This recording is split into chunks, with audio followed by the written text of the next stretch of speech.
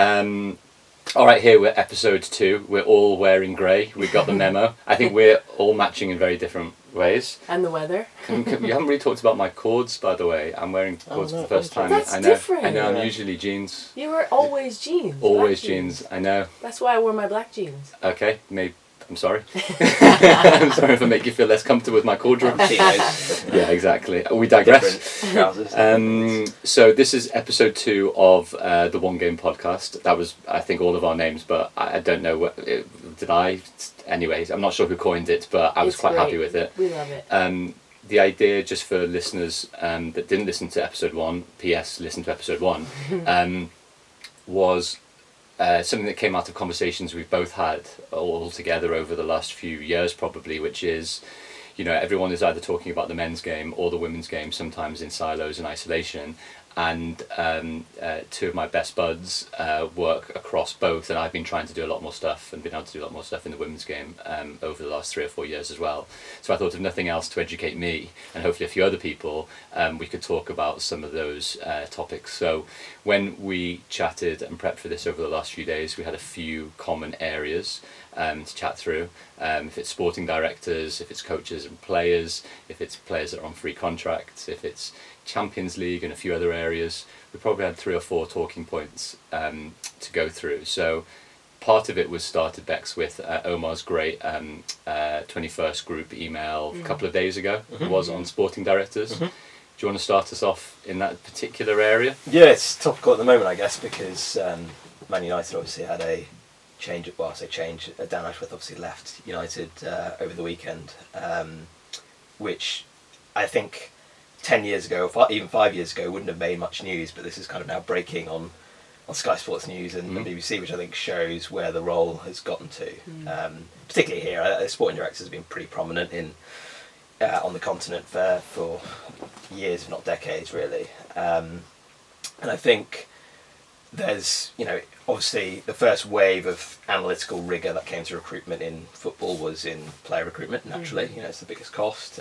It's where the most data that exists, and we've seen probably over the last 20 years more and more data being used in player recruitment. Then probably in the last 5 to 10 years, certainly what we've seen, what we've been involved in, a lot more data used in head coach recruitment, which again makes sense. Everyone moving from just looking at win percentages of a head coach and trophies won to a more deeper understanding of how they perform against resources, how do they manage their squad, how do they play, all that kind of stuff. But now we're beginning to see a wave of sporting directors actually come under the microscope of data, which is quite interesting, and I guess a reflection of where the role is now, i.e. it's a football CEO role. You know, I think that's almost a better phrase for it in many ways, rather than a sporting director, because ultimately it's the sporting side of the club that drives a lot of the value. And so we've done a couple of projects now with pretty high profile clubs in terms of evaluating potential and existing sporting directors. And so we've got our World Sports Rankings, which ranks a whole bunch of different things across sport, and which are great, by the way. Yeah, well, I really enjoy we those love when ranking they stuff. Yeah. And as a competitive person, I'm like, yeah. Exactly, yeah. Everyone loves ranking. Sorry. So we latched onto that passion for rankings, and done a sporting director one, which essentially looks at 3 or 4 different things. And at the end of the day, and we'll get into this, there's, I guess, different ways of looking at a sporting director and their role, and it's kind of ill-defined in probably the most ill-defined role in many ways in clubs. We'll get onto this in the women's game as well, but I think it's even more challenging.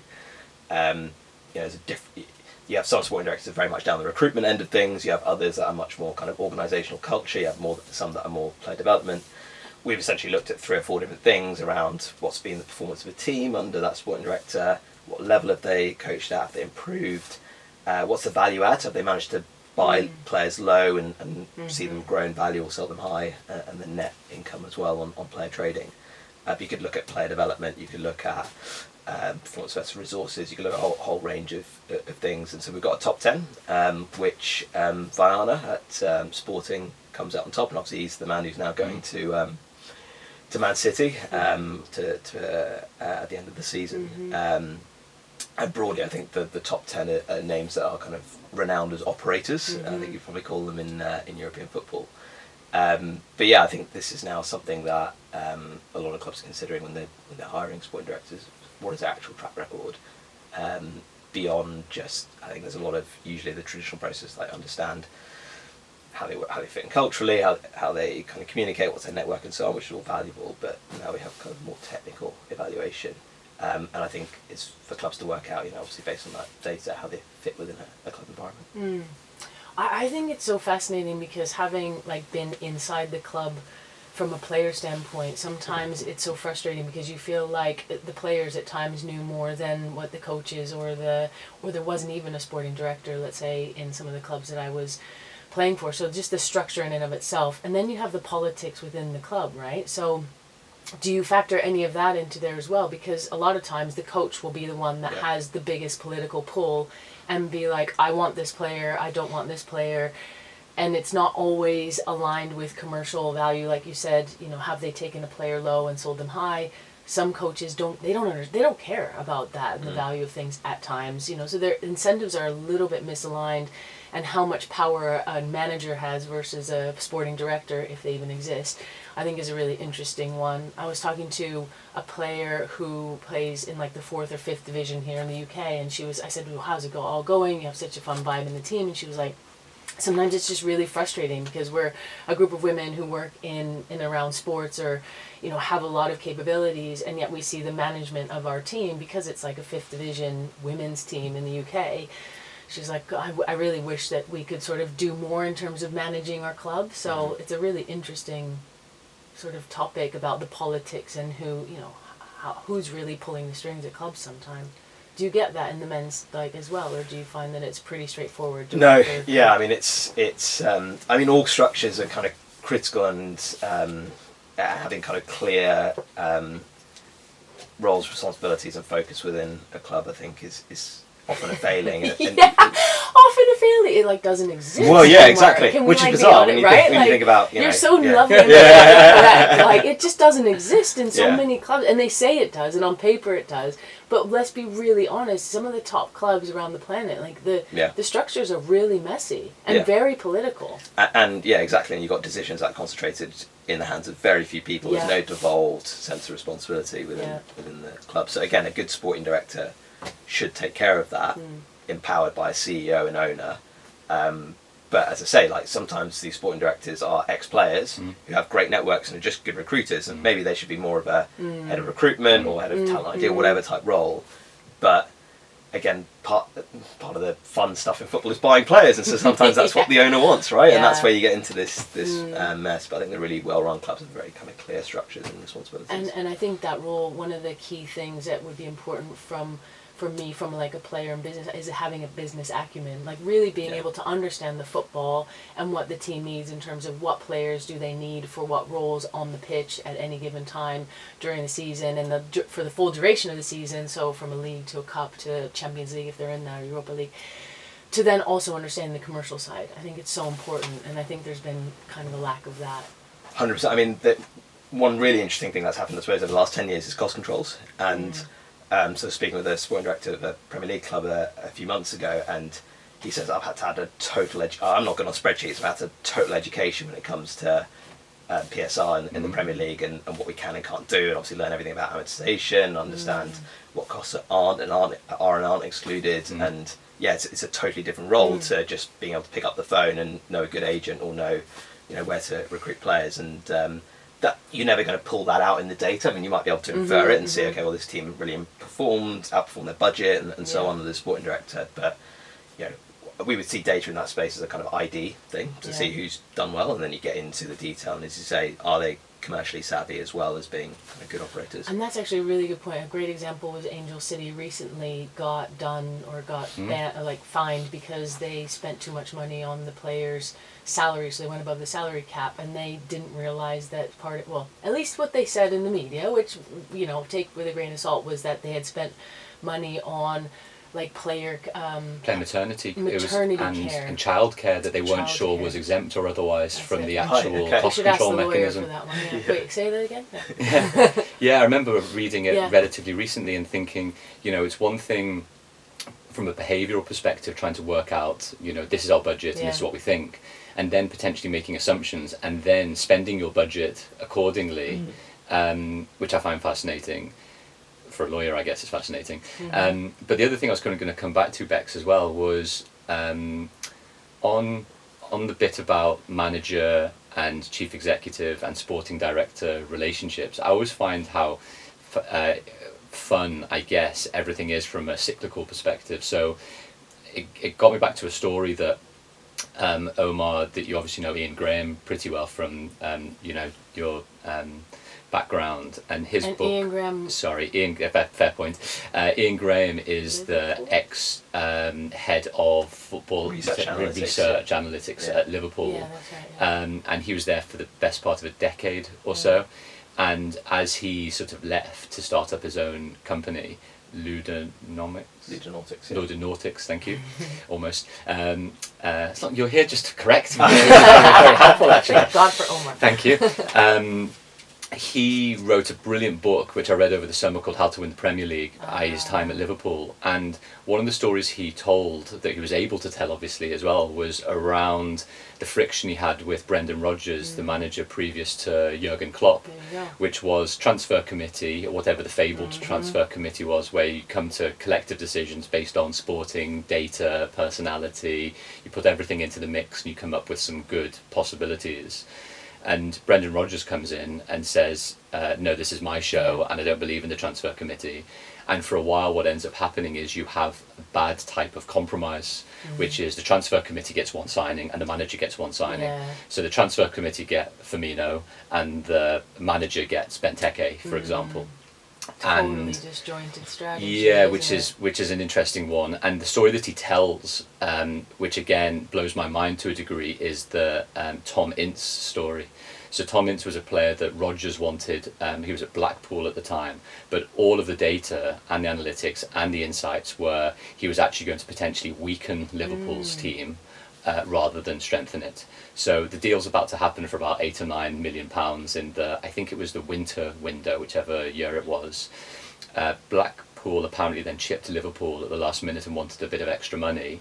Liverpool say no, so the deal collapses, and then Graham and the transfer committee team market this player to Rodgers as this up-and-coming Brazilian that's playing at Inter Milan at the moment that turns out to be Philip Coutinho.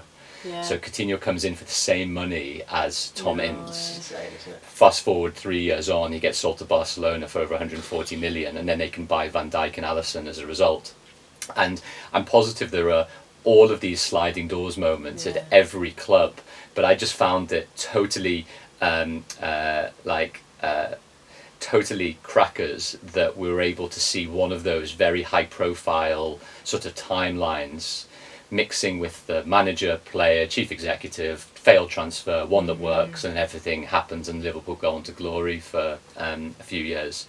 And then the cyclical bit is Klopp then establishes himself as one of the world's best managers, and what does he do? He, to a degree, sidelines the transfer committee. He has more power to a degree, and then chooses more of his players that he think will work. One of those, reading between the lines, I could be wrong, is Nunes.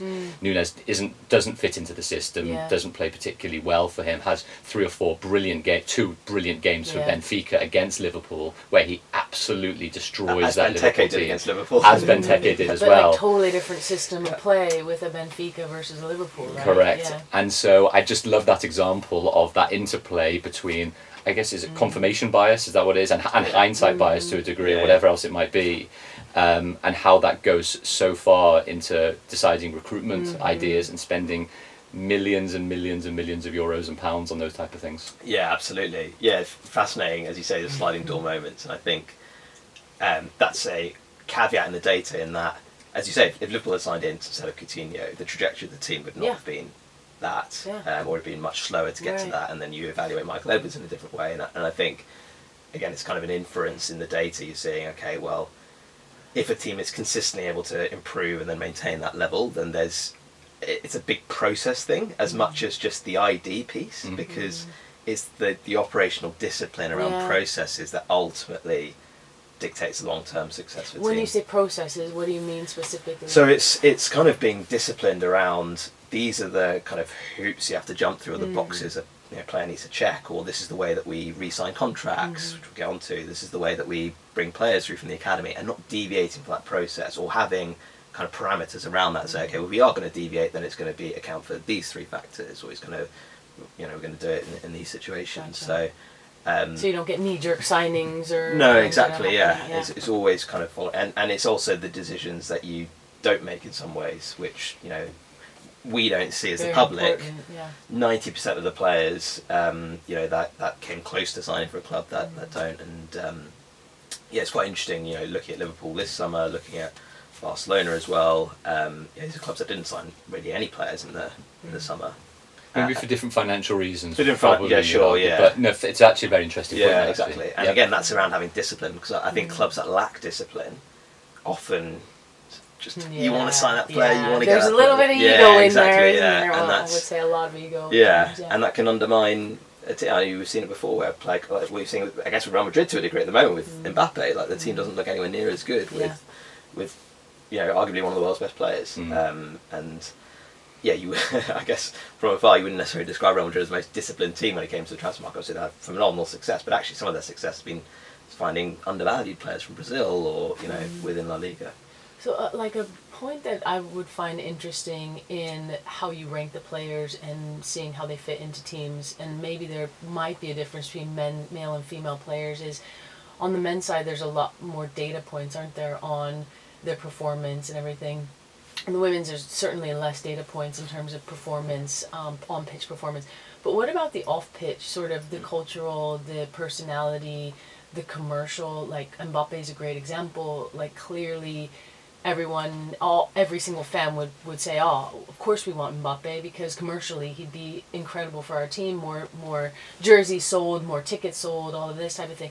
But if you're not performing on the pitch and you're detrimental to the performance of the team, then arguably all that goes away, in fact can go into the negative sort of realm of that. But on the women's side, I just wonder if there's sort of, because there's less data and because some of the commercial pull that some of these female players have can actually make a huge difference in a team, whereas like Mbappe, arguably what percentage increase is he bringing in terms of commercial to, maybe that's a bad example because his is probably quite high, but what commercial percentage increase is he bringing to the club versus like if you had Alexia Putellas or a Bon Mati, it could be huge, and that just that percentage and that extra cash that you can then reinvest in a women's club potentially goes a lot farther, doesn't it? Absolutely. Well, yeah, exactly. You either kind of grow the club and progress the club through winning more on the pitch, because winning brings with it prize money, but also brings sponsors who want to be associated with better teams, maybe able to sell players, or you do it by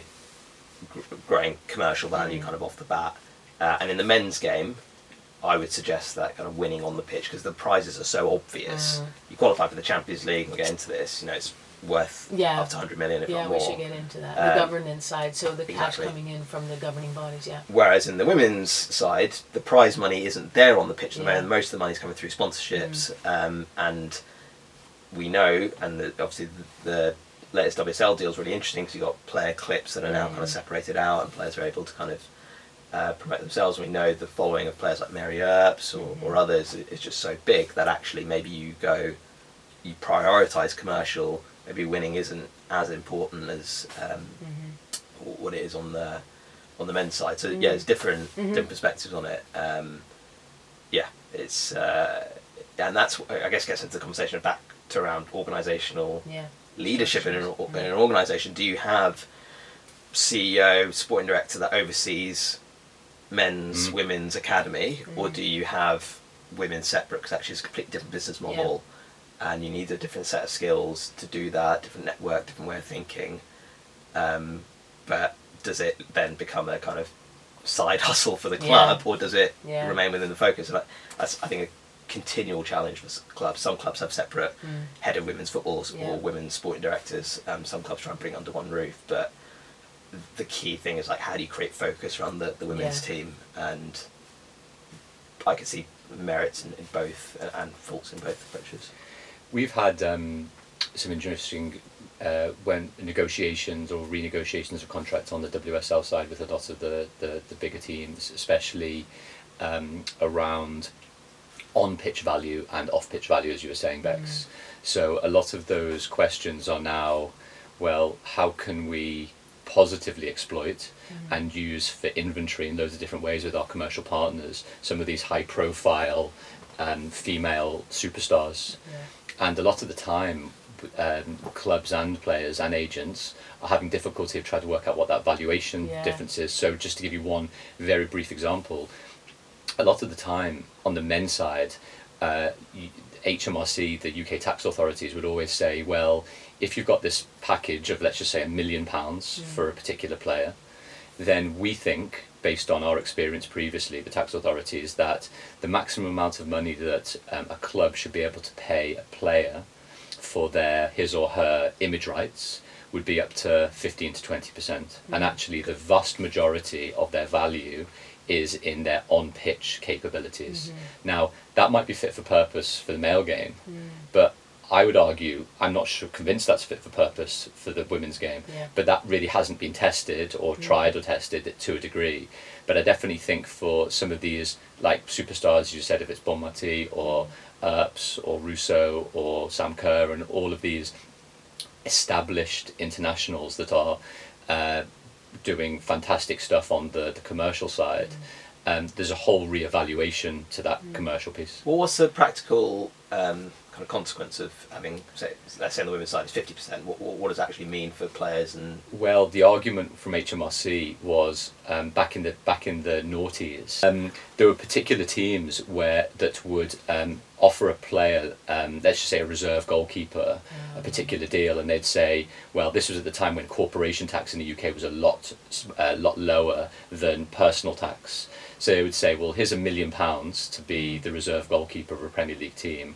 We'll pay you 50% of your deal through normal PAYE, through normal tax, and we'll pay the other 50% to your image rights company. Right, I see. Okay. Which would be, it's a lower tax rate, which means actually it's corporation tax, so you'd actually be benefiting more as a player, or the player's image rights company would.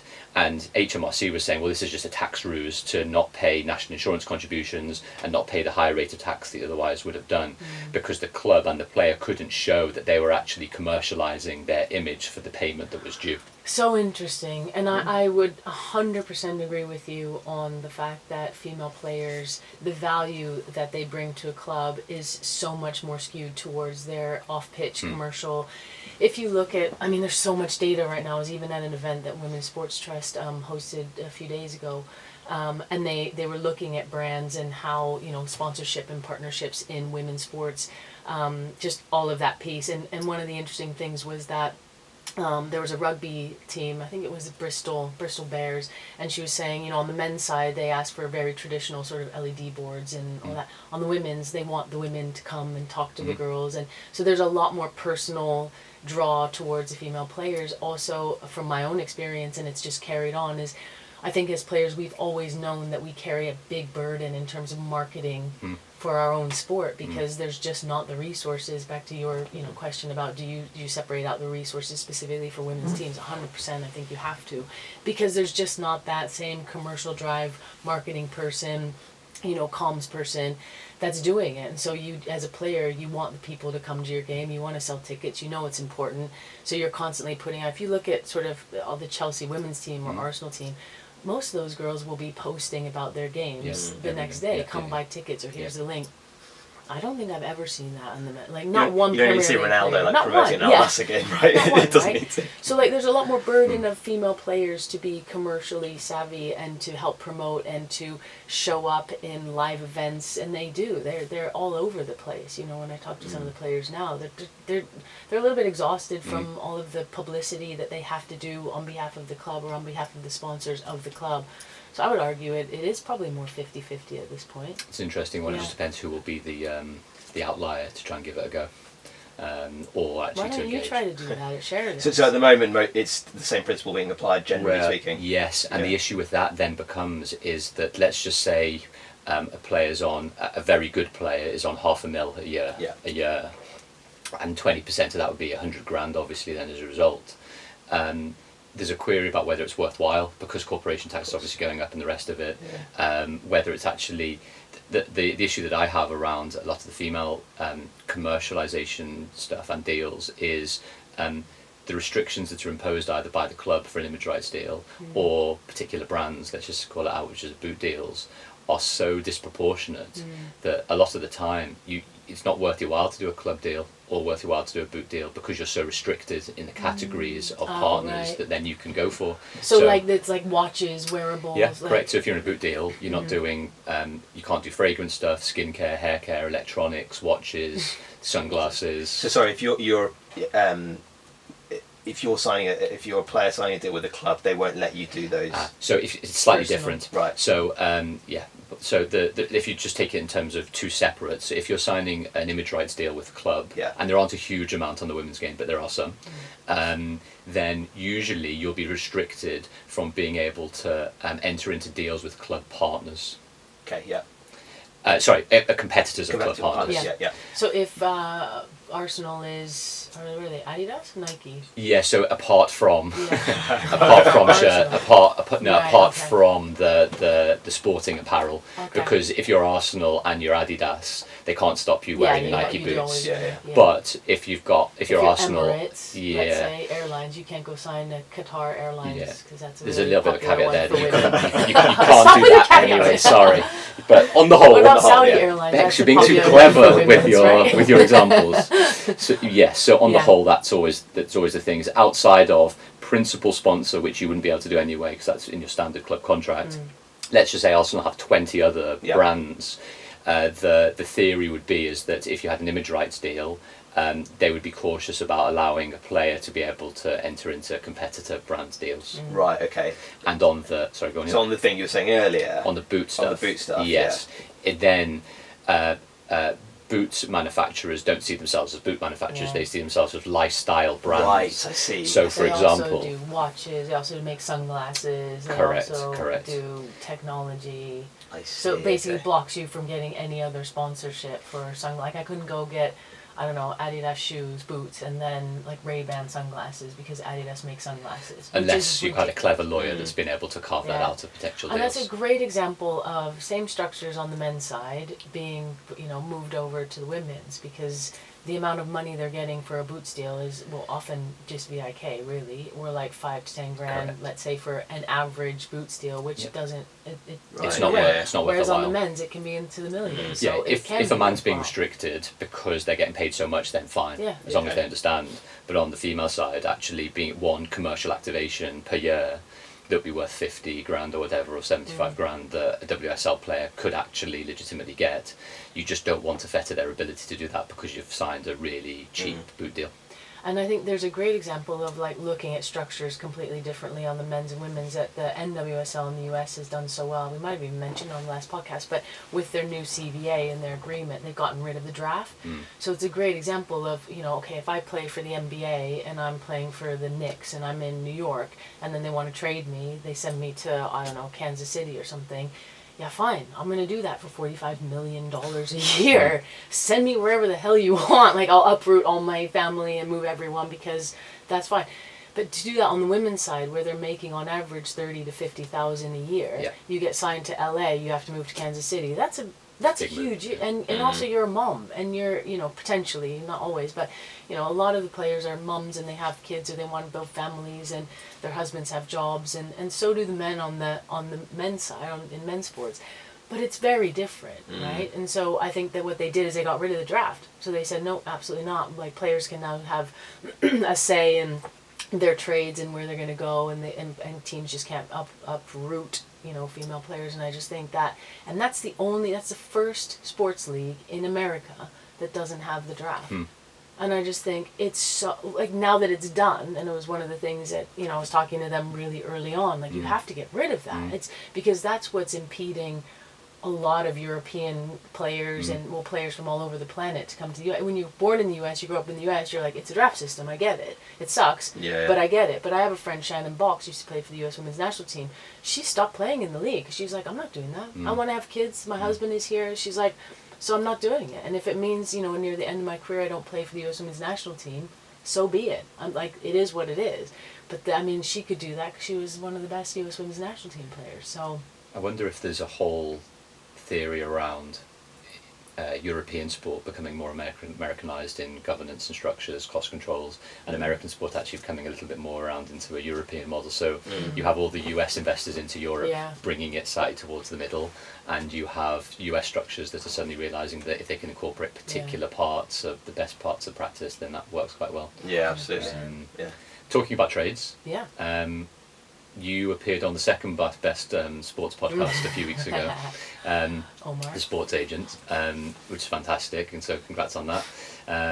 And you were chatting a little bit about Salah, free agency, value and worth. So we've been talking about quite a lot about all of those different topics. I just wonder whether you could give us a bit more insight on that, and where you sort of, for full transparency, with Liverpool fans, and you came to an interesting conclusion, actually, if I remember correctly. So, and then we can maybe broaden it slightly out into the wider sort of free transfer market across men's and women's. Yeah, so obviously Salah out of contract this summer, along with Van Dijk and Alexander-Arnold at Liverpool.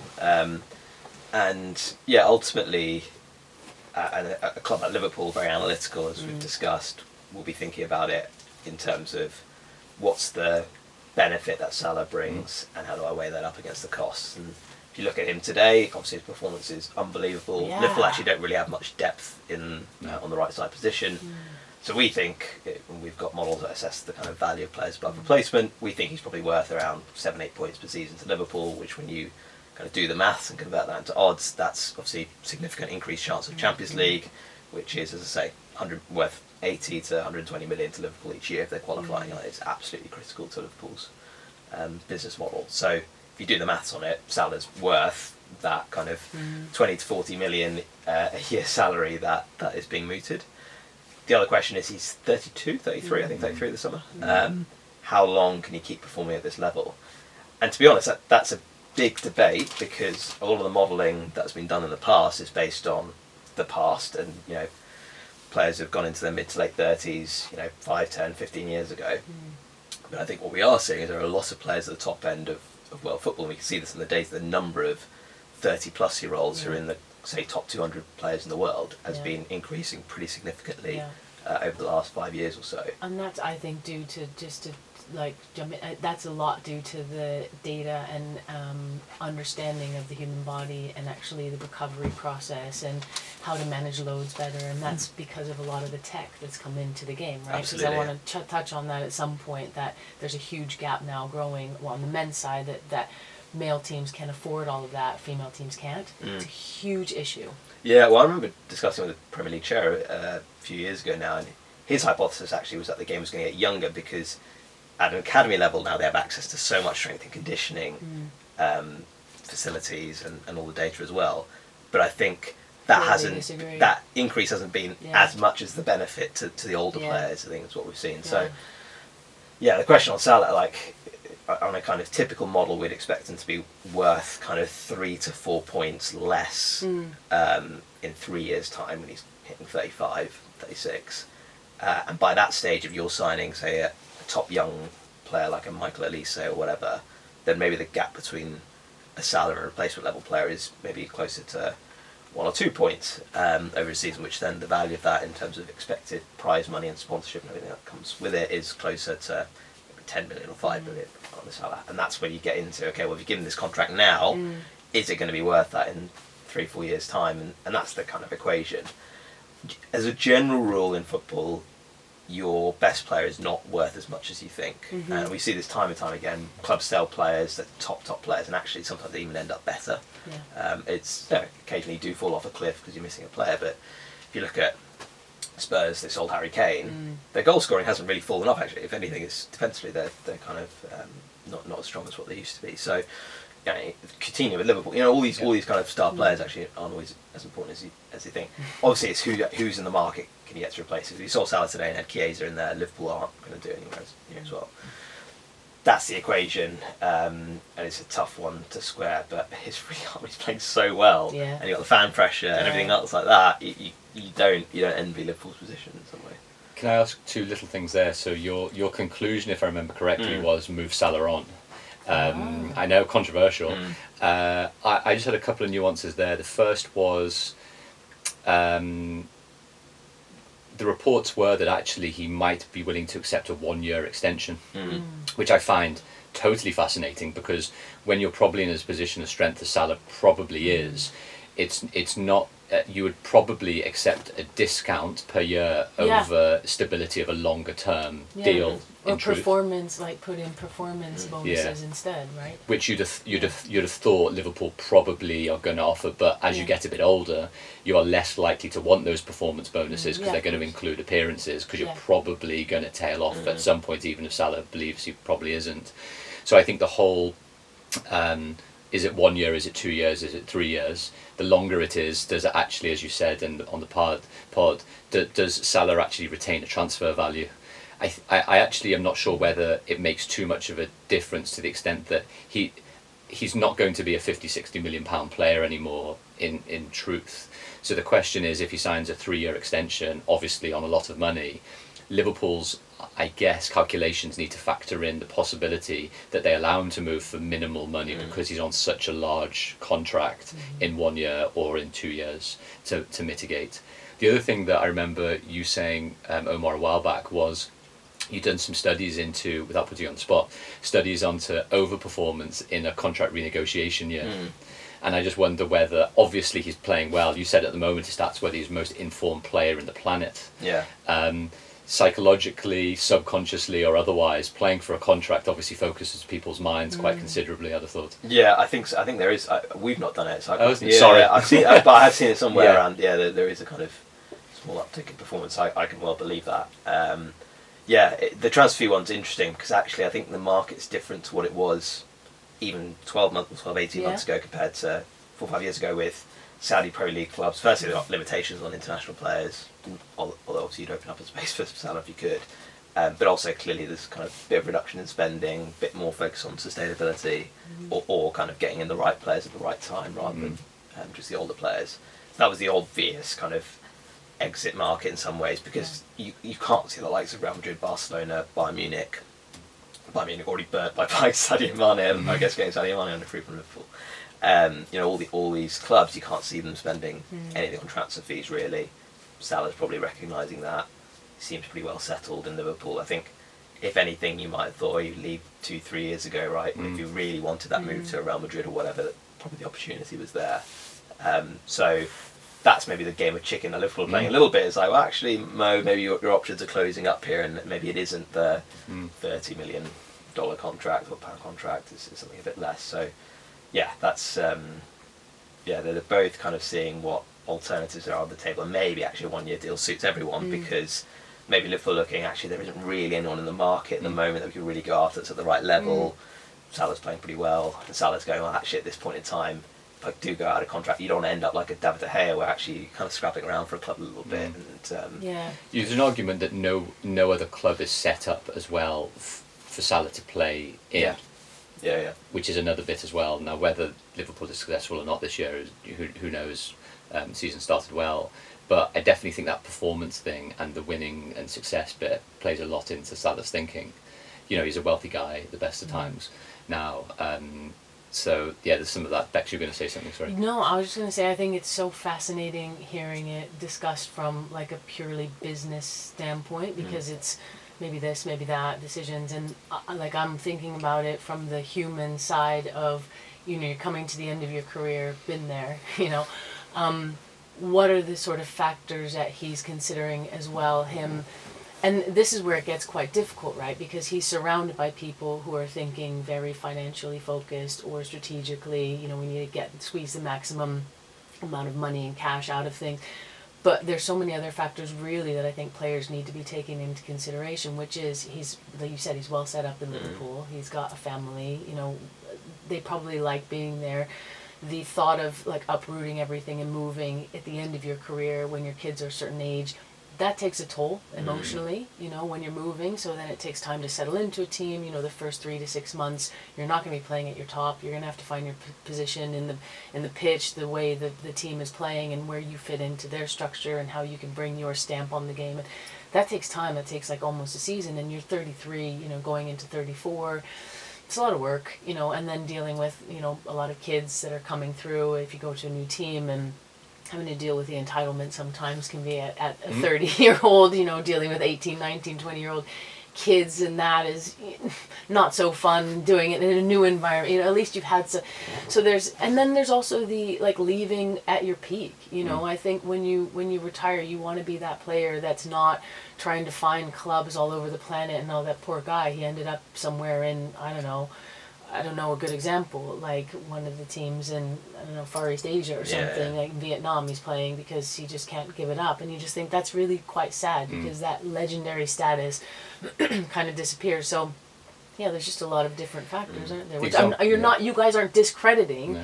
It's just that all plays a part, doesn't it? I always find it remarkable players want to stay in England sometimes with the weather. Like same. International players, you know what I mean? No, 100%. Yeah. When I was in Germany, in my last season, I got offered from Wolfsburg to go to Bayern Munich, and they had a great setup, and I was like, yeah. Is this an exclusive, by the way? This is exclusive. Actually, I don't think I've ever told anyone this, but I really like Tom, the coach. So I was ready to go to Bayern Munich, and we had everything set up. My knee just didn't, it was dead. I was like, revive, CPR, But no, it was well and truly dead. But that was the next step. But then it was, and they ended up winning the league the next year. So that was fantastic. Loved it. It's amazing. So happy for them. But really, my head was going, okay, I'll go to Bayern Munich. I'll play one more season, and then I'm going to go to Japan, or then I'm going to go to Spain. You know, I'm going to go somewhere where it's nice, and I can have a nice life, and I can live somewhere that I wouldn't choose to live otherwise. And Wolfsburg was not necessarily the sexiest city on the planet, right? So I was really happy to kind of leave at that point that I, won the Champions League and all that. But yeah, she always puts the Champions League. Exactly. Just waves the where Champions I was injured for most of the season. So, but yeah, no, it's definitely 100% is the lifestyle of the players near the end of your career. Like, you just want to go somewhere that's fun, that's easy, where you can like play and have a nice time. And maybe you do it for your partner. Maybe your partner's always wanted to live in Nice or something. Exactly. You go, well, fine, we'll go play in Nice. And everyone goes, why on earth did he go play in Nice? It's like, well, because my partner has dedicated so much of like their time and sacrificed so much to live in Liverpool. No offense, Liverpool is fantastic, but the weather's pretty shite. So now maybe I'm giving back to. So yeah, it's just interesting the different factors of what goes into those types of decisions. And what do you think on the either WSL side or on the NWSL side generally around players that are probably going to be out of contract at different times over the next 6-7 months or otherwise? Are there the same sorts of opportunities there? You think, obviously, players, we're always very attuned and accustomed to, player leaves on Bosman, they're going to earn tons and tons of money, especially the outliers at the top level. But on the women's side as well, there's a few lionesses out of contract, and otherwise. Any insights or thoughts on that front at all? Yeah, no, it's a good one. I think Chloe Kelly's probably coming up to the end of hers. Man City was a big name after the Women's Euros with their shirt taken off, but obviously scored the winning goal. And I don't think she's really been sort of a stalwart of that Man City team. You have Beth Mead probably coming soon. I think she signed her extension December 22, so that's probably coming up at some point. Her partner left and went to Man City. So I think it's in the women's game, this is something that, going back to the business acumen, I don't think that there's been enough focus, or any focus really, on how do you align the contracts with making money? How do you buy a player low, grow them, sell them, look at transfer fees, look at things like that? And it's just not a part of the business model for, I would say, 95% of women's clubs in Europe. It is a little bit in the US, but I think the US has it sort of backwards. They have so much money and don't really know what they're doing with it, and really don't have the expertise in football, in my opinion. They don't know the best players on the planet. I think the two top players who, with the highest transfer fees, went into the US in Bay FC and somewhere else, they were over like 700,000. They were two Zambian players. That's great. They're great players. Are they the most valuable players on the planet, the best players? Omar, you can tell us. Let's look at your list. But they're not. And so they're blowing the transfer fee market a little bit out of proportion. So I think what's happening now is, because we're getting higher transfer fees and because clubs, we're getting more business understanding into the women's game, and people are understanding that there's an opportunity there. I think there is a little bit of a shift in terms of how you sign players, how you develop players. Chelsea does this great. Chelsea does it so well. You know, their transfer fees haven't been massive. They built a team that has incredible superstars. You know, look at Ramirez, Colombian player. She was unbelievable in the World Cup, but Colombia, no one cares. You know, no one looks at Colombia. They should. There's huge talent coming out of South America, but she dominated, and they did all right. I think they made it even. I want to say it's around a 16. Well, they got knocked out by England, didn't they? Colombia. They got knocked out by England. Yeah, I think so. Yeah. Yeah, they did. No, they did. 100%. I was at that game in Australia. It's like a zombie from 4 a.m. wake-ups every day. But yeah, I think it's definitely changing, and I think it used to be you finish your contract, you move club. That was it. You signed a 1, 2, 3 year deal. The length of the contracts were normally about a year, and then you just re-signed her. And now I think it's starting to come into the game, but very slowly. That's the bit, isn't it? I think the interesting bit now is, I've said everything's interesting, but the length of the contracts. Yeah. And how best you inflation-proof stuff, or, you know, I was on the Counterpress podcast last week, and I was actually just asking the girls around, you know, historically, are WSL contracts, are they 1 year, are they 2 years? They were suggesting to me that they're starting to get a little bit longer, i.e. to tie the players in, maybe because there's actually more transfer value than previously or otherwise, but also because, you know, some of the younger, maybe if it's the 21 to 24 category players, you know, they want to make sure that they're playing for that club in the prime, rather than just that continual renewal process. And also because, you know, effectively they're being subsidised by the men's team, so they've got that extra money at least to be able to put towards the wage bill to a degree. So I was just fascinated in all of that, really, because it's just a given in the men's side that everyone, well, apart from Chelsea, who's obviously 7 years plus 1 or otherwise, you know, most of the teams, you know, when you're signing big players on big money, it's usually at least 4 to 5 year deals, because you think it might be a bit of settling in time, and actually you don't want to stop thinking about renewal of contract inside a year or two anyway. So I just that bit, I think, maybe a bit of an evolving process too. 100%. And just one thing I was thinking about as you were talking was that I think that the funds weren't there. Like women's teams couldn't sign 3 year deals because they didn't know if they'd have the money in 3 years. Whereas now I think there's more money coming in, more investment coming in, more support from the men's side as well in many cases. But I think going back to what you were saying, Omar, about the sporting director and do you separate it out and do you have a separate one? I think it's a really interesting topic, and I think it has to be separated out, because for as much as you want to align a club, the men's game and the women's game is so different on so many levels within one club. Even Chelsea, where their men's team does, you know, fairly well consistently, and their women's team dominates all of Europe, you still have such a different, like, types of contracts, types of players, where you recruit players, how you sell players, what markets are interesting for buying and selling players, the setup for the players, you know, the actual care of player care, the style of play, you know, the coaching system, the type of resourcing that you have, the commercial's so different on the women's side. Like, so many brands are not interested in men's football but really interested in women's, and vice versa. So I really think that you need people with specialized skills that understand the women's game to be running women's clubs now. You have to. Otherwise, they are the 4th, 5th, 6th priority in a men's club, because it's not just, remember, the A team, the men's A team that you're thinking about. It's the academy, it's the stadium, you know, it's the age levels, it's probably their foundation. So the women's team always comes at like 4th, 5th, 6th priority in a men's club. We've got a little bit more time left, Omar, if that's right, for last topic, which was thinking about Champions League, both on the men's and the women's side.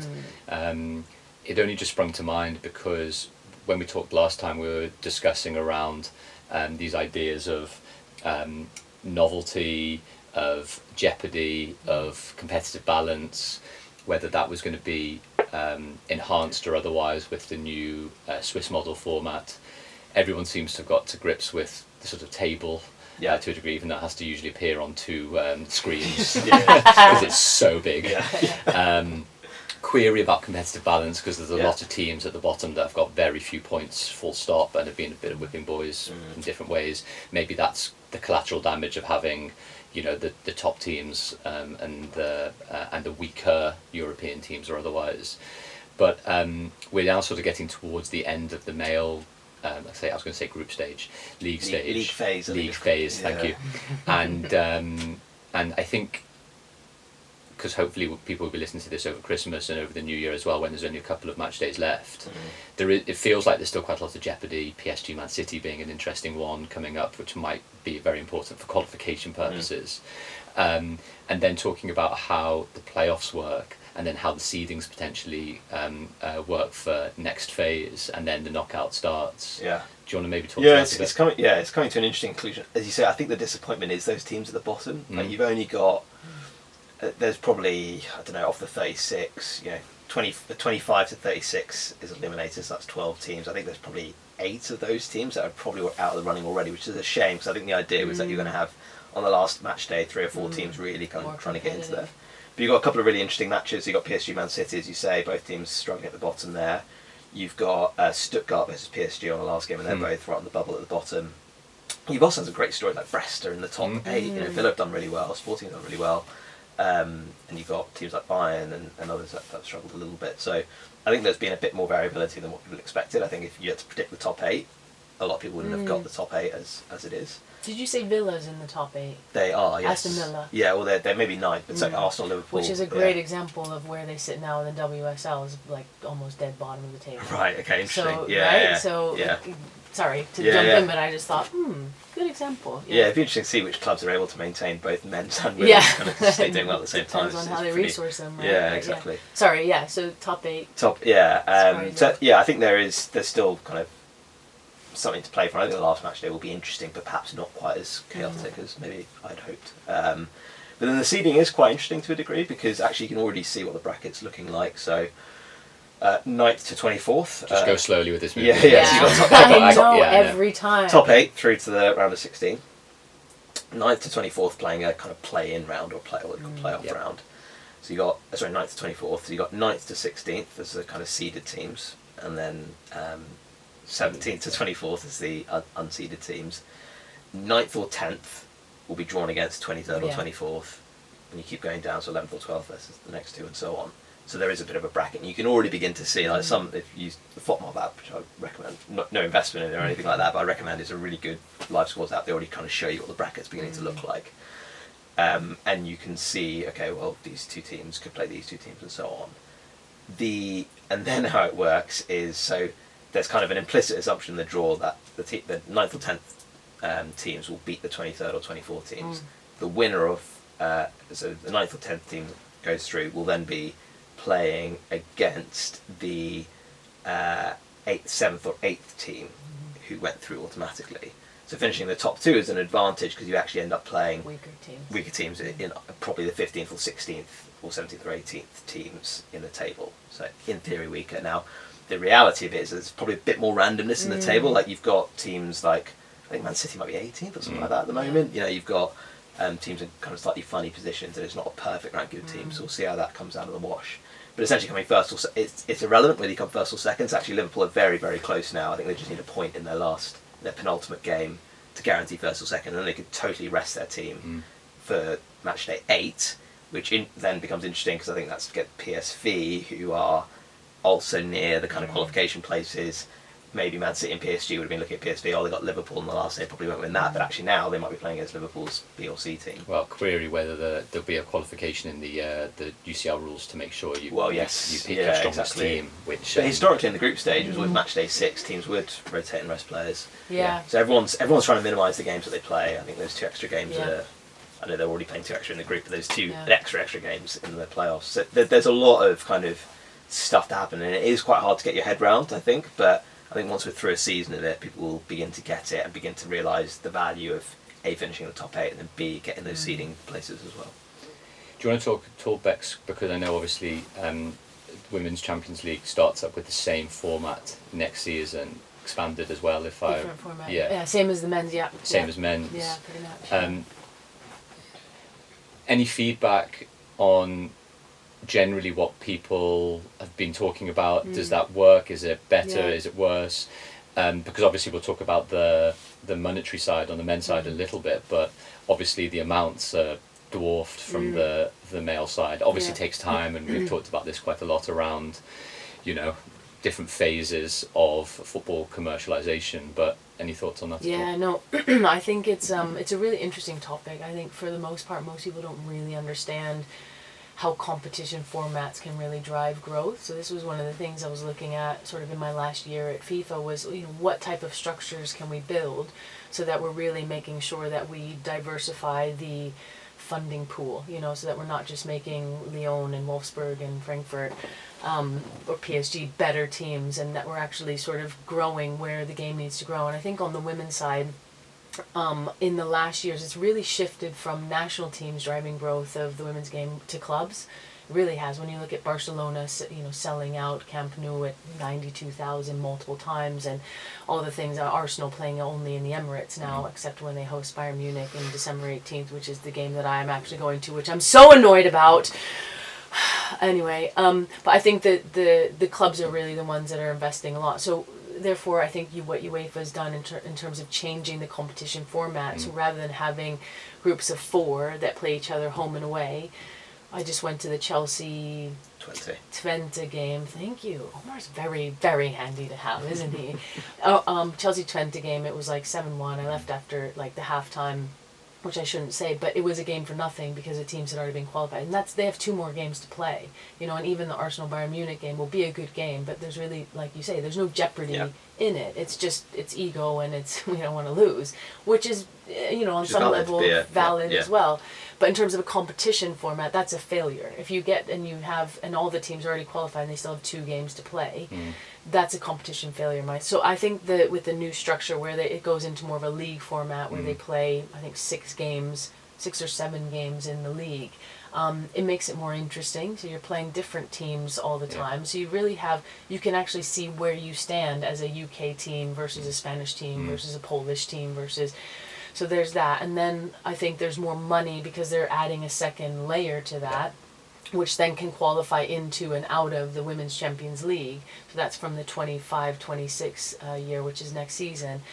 That just means that there's more money dispersed among more club teams, and that's what needs to happen. Like, obviously there needs to be more money. The amount that the prize money that's been given in Women's Champions League for the winners is like, what was it, 1.4 million or something ridiculous. It was like 1/100th. We calculated it, didn't we, yesterday? 1/100th of the men's. I'm a little bit less focused on how much and parity between men's and women's, because they're completely different markets. Completely different. The men's game has been started and supported for so long. Women's needs more investment. It's still a startup. So I think that primarily the first step is getting that format right, competition formats, and I think that UEFA is doing a great job at that, I have to say. So expanding and making more jeopardy and more competition and more money spread out in the Women's Champions League, which is the top, and then creating a second tier which incentivizes the leagues all around Europe that aren't top leagues to invest, because they're getting prize money. And that we have to create competition structures that are incentivizing clubs to invest more money in their women's programs. Otherwise the gap just keeps getting bigger. And it already is huge. I mean, you think about Lyon playing any of those teams, or Wolfsburg, or Arsenal, or Man City playing any of the teams in the second group of the Women's Champions League, it's going to be an 8-12-0. Whereas in the men's Europa League, Champions League, arguably much, much tighter, isn't it? Which says something about depth and quality and competitive balance to a degree then, I guess, which is is the way that you encourage greater investment to bring more teams into the fold in order to be able to get a degree of prize money to then resource better. I don't know, even though the first couple of years might lead to those types of outcomes. Yeah. Well, I guess, the incentive is driven by the prize at the top. Yeah. But making sure that prize doesn't create a self-fulfilling cycle for those teams at the top. And so, yes, UEFA competitions are an incentive for teams to invest. As you say, like at the moment, part of the challenge is, I guess, if you're a mid-table WSL team, may not see the incentive to invest under the Champions League format. There's only 3 places. Yeah. Because you go, it's the top 4 probably going to get them. But if you're adding secondary competitions, you can begin to see a path to that, and then all the growth that comes with that. So. But as I say, like, we see this in other leagues. We see this in men's football, to be honest, where club gets European money, they're able to reinvest it, have the guarantee of it, and then they just kind of spin away, and that's where you get Super League type scenarios. 100%, exactly tough, right. Yeah. And I think, like, this is where the women's game can be super interesting, because we can create competition formats. And what I mean by competition format is, like, what type of league, who are you playing, how many games, how many players are on the team. You know, maybe 11. Maybe you play a different format of 7-a-side or 5-a-side, or to create more money and investment going into the mid to lower tier teams. You know, how do you get the championship in over here in the UK, which is the second division league? How do you get more money into that, more investment, so that it becomes a real proper feeder into the WSL, and it makes it really quite competitive in terms of globally, because in the US you do have the advantage that it's a closed league, so you can't drop out of the league. No. So if you're an investor, it makes it a lot easier to go, well, I'm always going to be in this league as long as I keep paying the fees to the league, and it's a lot safer of an investment. Whereas, you know, if you don't have that in the UK, or in the UK and actually in all the European leagues, how do we incentivize, how do we create competitions that maybe aren't necessarily just the league or the FA Cup? Like, do we need an FA Cup? Do we need a Conti Cup? Or should we start something completely different in the women's that is cross-continental, that's with the UK league versus the US league, that's at mid to low and high, and you have different tiers, and like there's tons of ideas that we could do, that we should be doing, to incentivize investment, to create more commercial models, to incentivize broadcasters to show more things, to give more money. Like, so I just think the women's game is in my opinion a little bit boring. It is still following everyone's like, oh, we don't need to copy the men's. We're copying the men's, like quite literally copying the men's. And so I just think we need a lot more innovative thinking in and around competition structures in general. On that point, I think we can wrap it up. I know we've also got a lot going on today, but awesome to chat. We had about an hour or so of that. So thanks for joining. Hope everyone has a lovely Christmas and New Year. And Hanukkah, you're Jewish. Yeah. Like, Yeah, what about- Hanukkah and Christmas actually coincides this year for the first time, which is yeah. exactly.